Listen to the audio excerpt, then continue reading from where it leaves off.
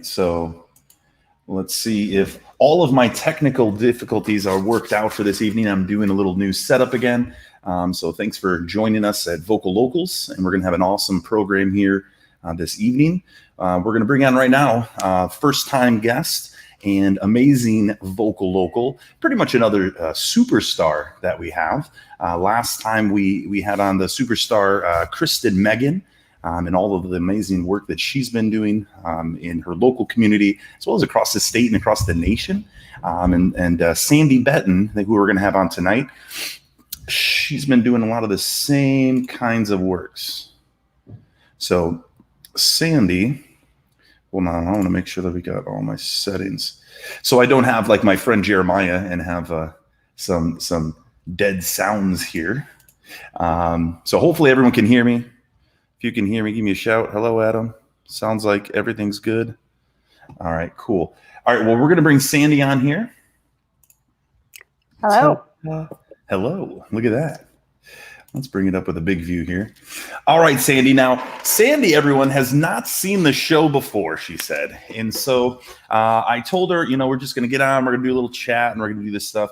I didn't tell her, though, that we do have a little beginning part that is a lot of fun that we are having all of our new guests do. Every show needs an intro song, right? And so we don't get nervous. I told you, don't be nervous. This is fun.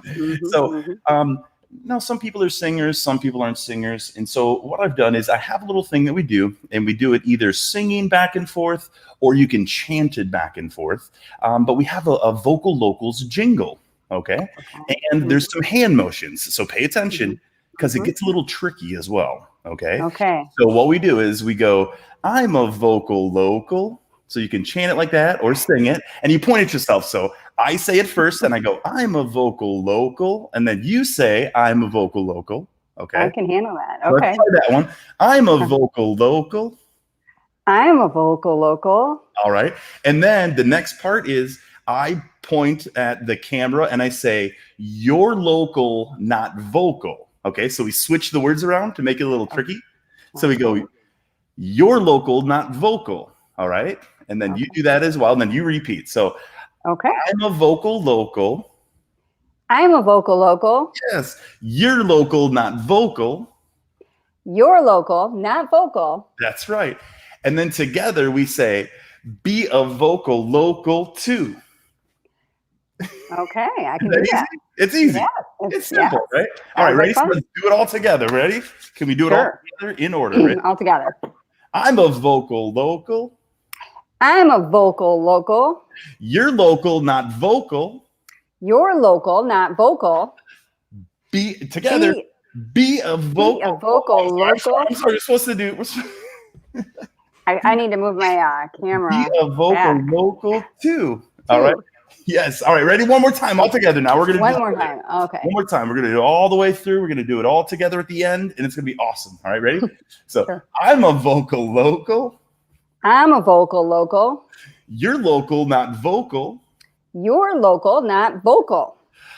Be a VocaLocal too. Yes. All right.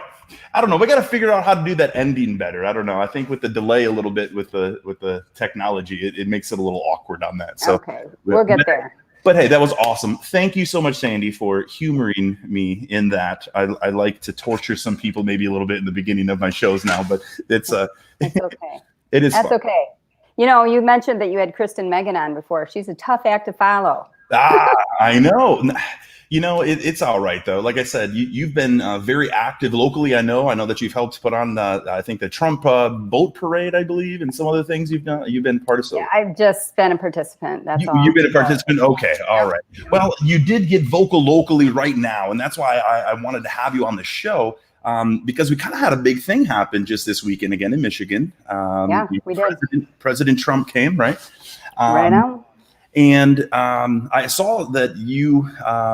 Well, first off, let's rewind just a little bit, okay? Because not everyone knows who Sandy Betten is. Honestly, I barely know who Sandy Betten is. I just met you here this last week, really, and we've been Facebook friends. We've been seeing a little bit of that stuff. But can you just tell us a little bit about who is Sandy Betten? Like what? Yeah, tell us what's all the goods to know. Well, truth be told, I did not used to be involved in politics. And about 6 years ago, Michigan for Vaccine Choice, which is a passion of mine, wanted us to be involved in becoming a precinct delegate. And so I actually met Catherine Henry at one of those meetings early on, became a precinct delegate, took a couple Constitution classes, fell in love with America, and have been pretty busy ever since. Awesome. Yeah, I know, and I knew that you were involved with the vaccine choice movement, which is awesome. Like I said the other day, I wish that we'd known about some of the things that you guys have been doing before. Since my wife and I are, we're passionate about all of that. Our rights and our bodies, and you can't poke that stuff in me without my consent or force it upon us or our children. And all the dirty things the tricks that they're playing nowadays to get at our children for some of these procedures that many adults we're not gonna choose for our children, but they're trying to sneak it in ways, right? And it's just kind of they are. I mean, they have a 70-dose schedule by the time a child's 18, and that's never been tested for its comprehensive synergistic effects. And most parents aren't even aware. I know we're not talking about vaccines tonight, but some states have lost their rights to choose. California is one of them. Yeah. And they're pushing that across the nation. I mean, and that's some other things that I know that we're going to talk about off air as well, in some of those connections and the ways that they've been pushing all of these agendas across the nation. Correct. Yeah. Once you really start digging and following that money trail, right, you really get to see how all of this has been allowed. So but yeah, so I reached out to you because we had the president come here this weekend, which is a pretty amazing time. Yeah. But very busy and hectic and chaotic, with a lot of pieces that have to be put together in order to pull off an event such as the rally that happened on Saturday. And so let me see. I didn't have set up over here. Let me get set up, because what happened was I had ended up seeing that you had made a post about the school across the street from the airport was not going to allow, or like it started out. Can you fill us in? I guess so. It sounded like they started out wanting, or they were going to allow the use of the facility, the parking lot, and the space. But then they had some pressure maybe from the left, and they backed down. Is that how it happened? Truthfully, the president's team contacted them and asked if they could negotiate some space, probably, yes, the parking lot. And our principal, who is a pastor, he did agree to allow that, to negotiate that. And what came with that is some benefits for the kids. Originally, they were supposed to get some special seating, and the staff was allowed to get some special seating as well. So we had been waiting as parents for a couple of days for an announcement. It just so happened that a note had gone off to the staff, and somebody on staff had posted it on Snapchat. And so the excitement was building a couple of days before the event that our school was going to support this, that the staff and students would be a part of it. Right. And we were waiting for that announcement to be made, that extension of the invite to the kids, and it never came.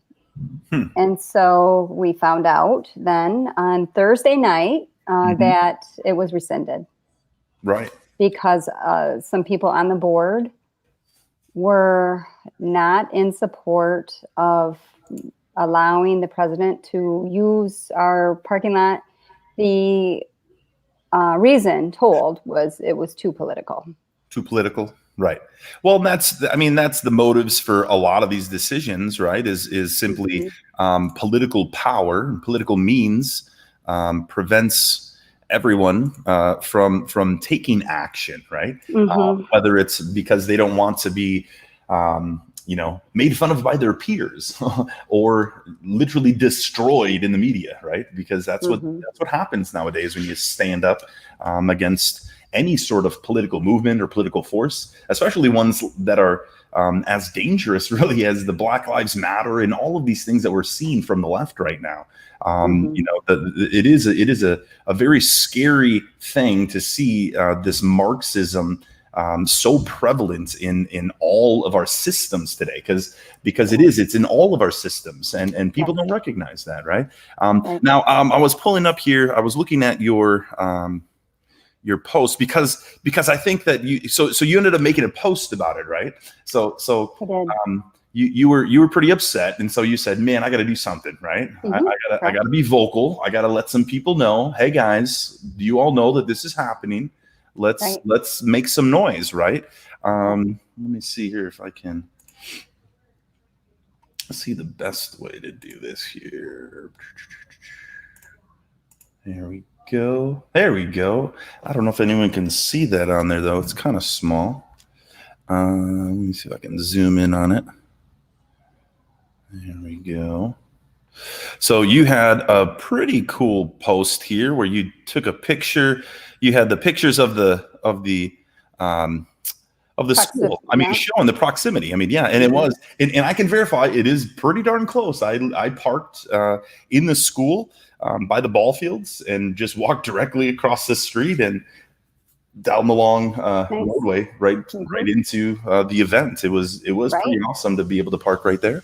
But it looks like, so you had, it looks like 203 comments and 210 shares. Yeah, it got a lot of attention that night. I was up till probably 1 o'clock that night, and there was just comments streaming in like crazy. I was quite surprised. Yeah, I'm not sure. I mean, and you got about 100 comments on there, but and so I mean, I've seen some posts, for some things that get even more information than that out there, right? But I mean, it just goes to show what a little bit of a push, right, can do, because a lot of times it doesn't take much, and that's what I want a lot of people out there that are watching these shows to see and understand, that it doesn't take thousands of people in a lot of situations to make a change. And that's really what I think a lot of these minority groups have really found, is they found out ways to get extremely loud, so that it seems like problems are more of a problem, or issues that they think is an issue is a bigger issue than what it really is.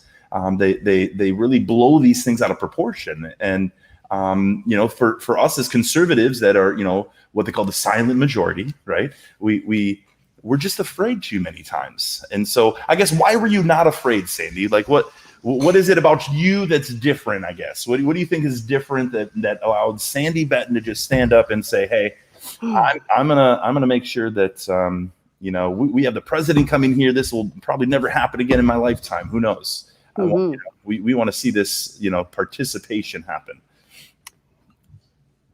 Well, it's a good question.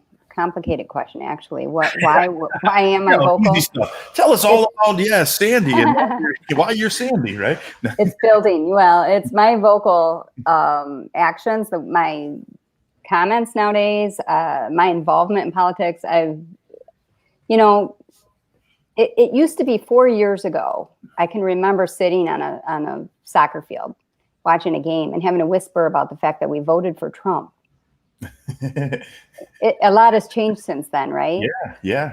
And love him or hate him, he's our president, and that was an embarrassment for our school to deny the use of a parking lot for our community.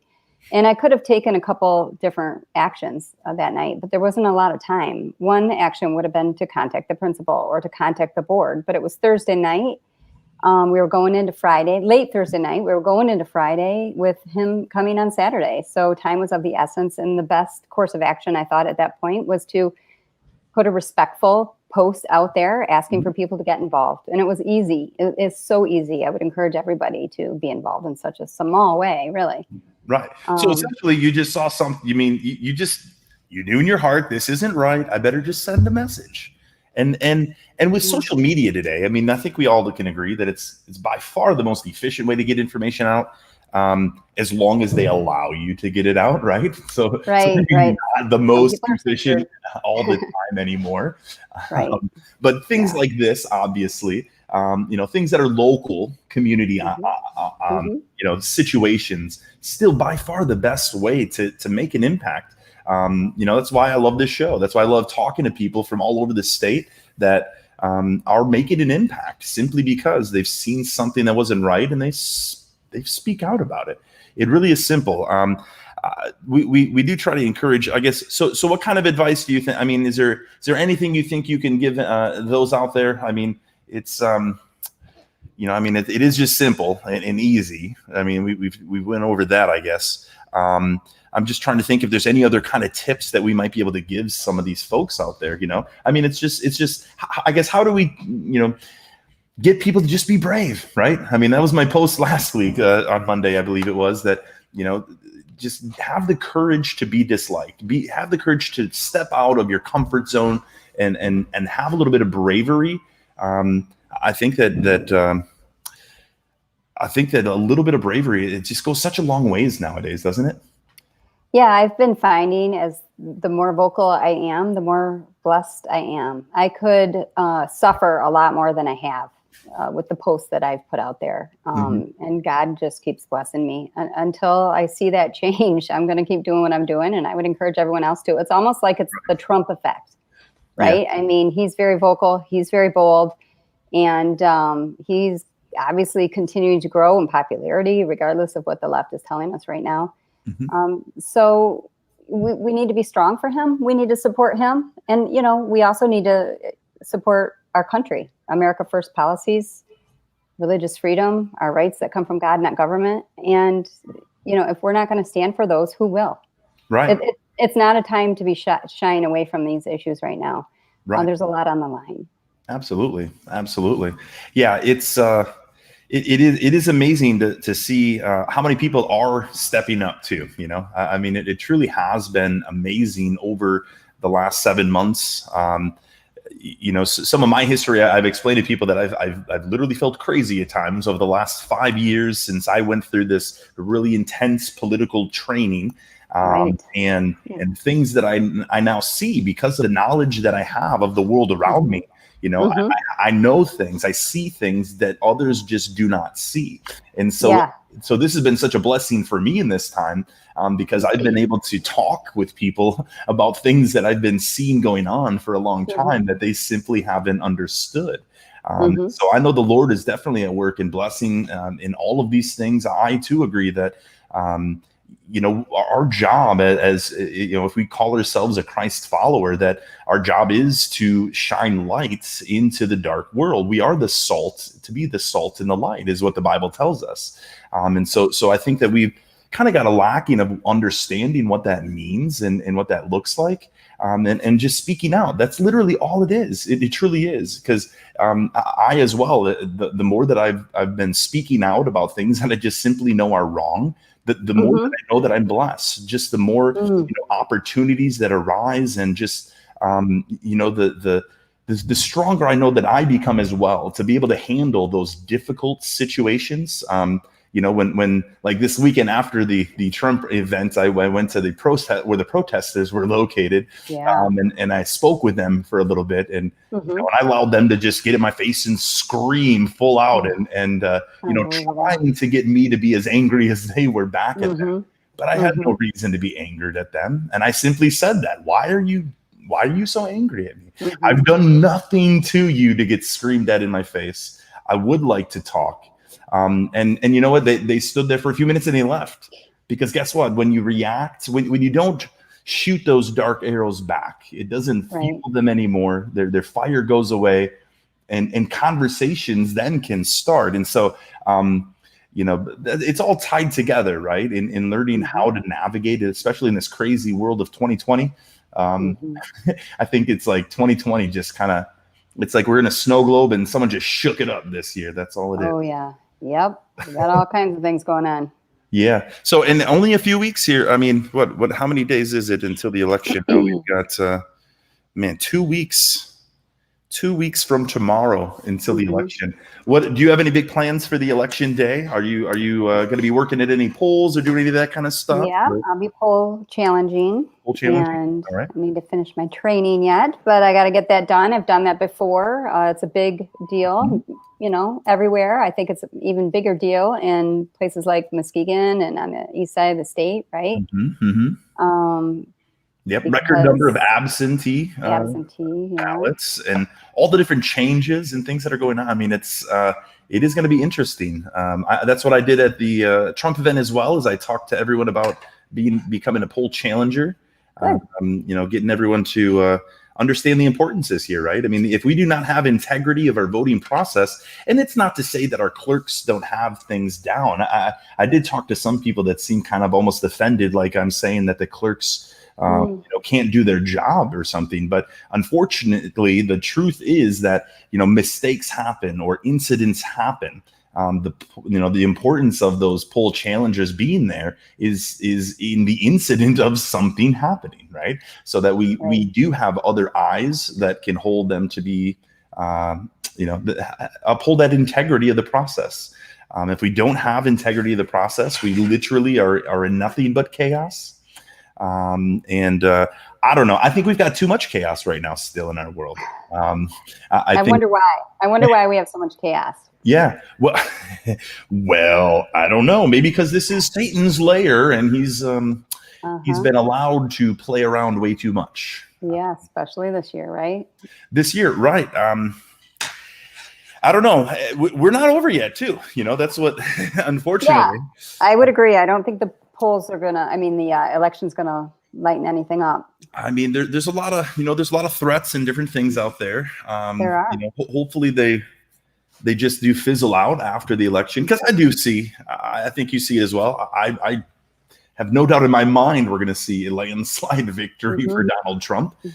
Anyone that sees anything that's happening out here in the real world, like you said, 4 years ago, you had to whisper that you voted for Donald Trump. Now, I think people are whispering that they voted for Biden, if they even whispered at all, because I mean, it's so few signs out there. It's so few. Just how could you support a candidate like that, right? I mean, well, I don't know. Do you know anyone that is close to you that is voting for Biden? Have you had any discussions with folks like that? Unfortunately, because of my ability to be vocal, I think that a lot of the people that may have been Biden supporters have kind of dropped off my social media page. I'm guessing, because I don't get a lot of kickback from my posts, really. But I do know what I find interesting is, and hard to grapple with, is how my Christian brothers and sisters can vote for Biden. I know that, interestingly, they're asking the same question with regard to Trump, because they're following the lies on media, right? Right. But what we know about the Democratic Party is so foul in some ways. I'm not saying the people are, but the platform with the abortion being one, wanting to have big government, right? Socialism. It's hard to think that my Christian brothers and sisters would be willing to vote for somebody who could really bring that socialism right on in. And that's really what this election is going to be all about this year. Because with socialism, you have one God, and that's going to be government. So to think that they are not really seeing it that way, like you would, I'm sure you see it that way. You were deeply involved in that, right? Yeah. So it's surprising, but I have to think that there's some spiritual deception going on. It's a lack of, I describe it always as a lack of discernment of power is what we have. It's like an inability of the church to teach a discernment of the world's power versus the Holy Spirit. And that's what I've continued to see. And I've talked with hundreds of pastors now at this point about this same thing. I mean, everyone that I talk about this with. And they see the same thing, or are they part of it? Because so many are a part of this discussion. So when I open up that discussion with pastors, it always it shows in my mind who they are. Are they truly is their heart truly being led by the Holy Spirit, or is their heart being led as a politician would by the power of this world? Because that's what I've made the claim out repeatedly, that I believe the majority of pastors are now nothing but politicians. And as we've seen in this COVID time, that the churches are controlled just like any other organization with political power and political means, using the same tactics, the same things. There's no difference. And until we as Christians and pastors will step up and make a discerning difference between the world and the church again, we're in a very dark place. So I agree. I do follow somebody who says we need to start following kingdom over culture. And what has happened in our churches is they've chosen to follow culture and they haven't been leading. And so the congregation is desperate for any information on what's going on, some insight. And if the church isn't going to lead, then the majority of us are going to follow culture. Yep. So we do need pastors to stand up. And I honestly believe that the pastors who are familiar with American exceptionalism and the blessings of the foundation of our nation, and how our nation was so different from any other, one of two nations that honored God in our creation, unless we have pastors that are going to fight for that and understand that and know that, and preach like the Black Robe Regimen, the church is going to change a lot, and it's going to be the social justice church, right? And so the real church is, it's going to be interesting to see what happens with that in the days ahead. And so so one of my biggest frustrations that I've seen is that, and this goes back from when I came back 5 years ago from that political training, is that I really recognized and really learned that how much of the language usage is what's controlling. I mean, language controls us in every way. We don't get that. We don't understand the meaning of words and what we're told words mean and how they're used together. That literally controls our thought process and the way that we do anything. And so the vocabulary is what has controlled us in our minds in so many ways, because they just constantly are changing the definitions of words and creating new ones. Exactly. Cisgender, for crying out loud. What the heck is that, right? Intersectionality. Right. And so when people don't, recognize those, it just lost my train of thought there now. But we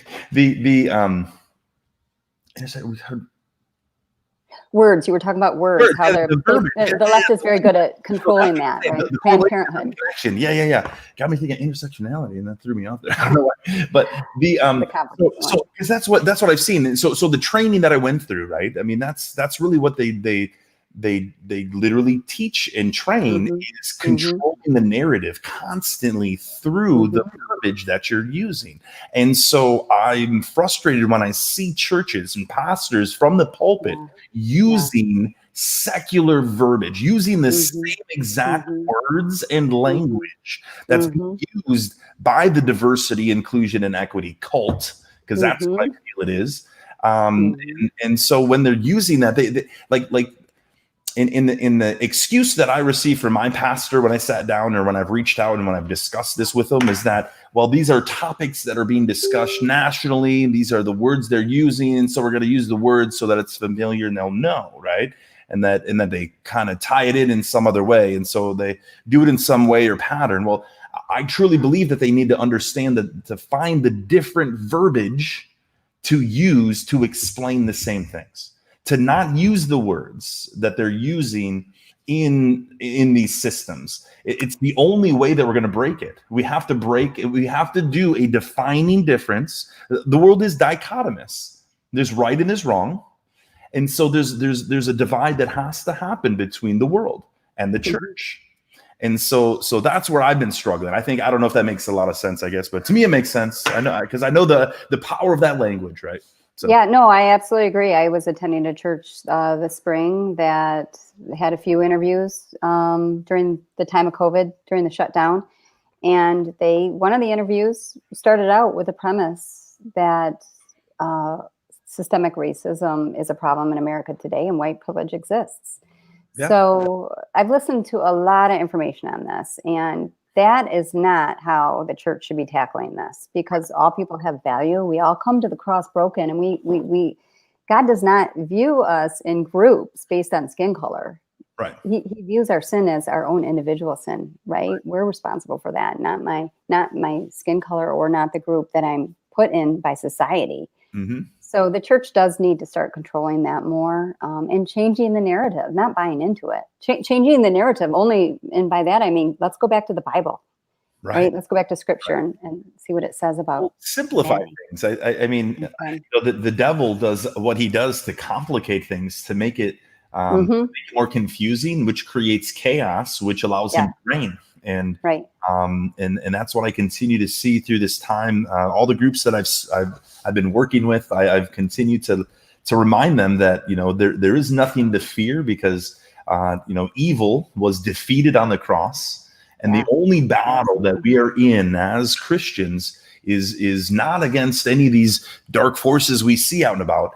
It's simply right here. The only battle is between ourselves choosing daily to either shine light and be the light in the salt, or to choose darkness, because there's a lot of people that have been choosing darkness, and it's not an easy thing to do, obviously, but it's taking that step every day. It's being vocal about it, right? It's speaking out and understanding and talking with others, right? But yeah, and it's happening. I mean, I really do. I think that's what this biggest awakening is right now, is truly awakening the church more than anything. At least that's, we pray for that. And I keep praying for that. I do see it in different, and we'll see that in pockets and spurts all over the place. I think it's going to grow. I really do.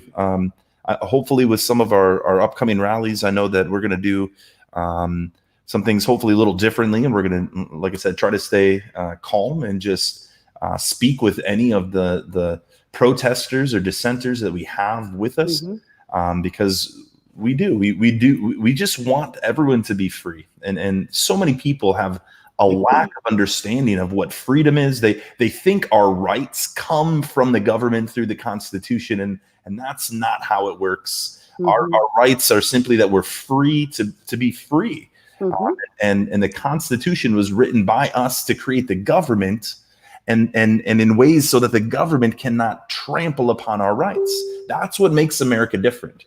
And people don't understand that every other country's constitution around the world gives the full power right back to that governing body, not to the people as a whole. And that's the true difference in America. We just don't know what our real power is. We don't understand we're the number one branch of government still. That's right. We the people. That's correct. We are the government. And it should be noted that we are also Caesar, when you think about it, right? You've heard that phrase before. We are the end all be all. Yeah. We have consented to let the government do what it does. And as soon as we wake up and say, no more. Right. So, but to that end, some churches will say, well, you need to submit to government, right? Like Whitmer right now. And that's could be interpreted differently. Romans 13 could be interpreted that, we are the government. So we don't submit to tyranny, especially if it's not honoring our God. Right. So. Especially when it comes to these folks that, again, like you said, are pushing abortion and all these other agendas that are absolutely 100% not godly agendas in any way, shape, or form. So, yeah, no, that's awesome. Well, hey, like I said, we only run for about a half hour, 45 minutes, so we made it to about 30 minutes. I think that's pretty good. Any other last closing little bits that you might have? Anything that you want to leave the people with tonight?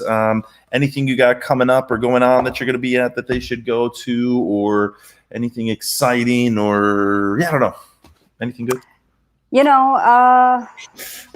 I don't have anything offhand. I know Trump's going to be coming back a couple more times. You probably are aware of that as well, correct? I haven't heard exactly when or anything, but yeah. No, I haven't either, but that's something to be on the lookout for. That'll be exciting. Hopefully at the Deltaplex again. Yeah. I would just say, we started out this program on why should we be vocal locals. And I really would like to see more of my Christian brothers and sisters step out. I do find that there is I don't know if it's the church that may have led in this direction because of the Johnson Amendment, or if it's different depending on the denomination. But it does feel like here in West Michigan that there are a number of Christians who feel that speaking out, especially in support of Trump, is just too divisive. So they do sit back and they wait and they don't say anything. With such a critical time that we have right now in America, we're out of time for that. There is no waiting. So I have a friend who would say, have we whittled away our inheritance of liberty because we haven't taken it seriously. We've taken it for granted. And I think there's some truth to that.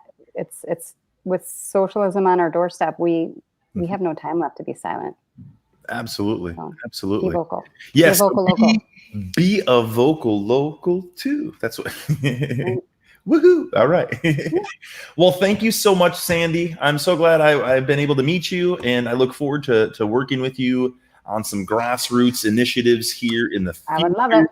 I think we're going to kick some butt here across the state of Michigan. So I think so. I look forward to that. All right. Thank you again, Sandy. And you're welcome. Sorry again for springing that little thing in the beginning, but you did awesome. It was wonderful. It was a lot of fun. I know people will enjoy it. So yeah, it was great. Great. Thanks for having me. I really appreciate it. Would love to talk to you again sometime. Yes. Awesome. Thank you so much. Okay. Take care. Bye. All right, everybody. Thank you so much once again for watching here on VocaLocals. That is all for now. We will catch you here on the next time around.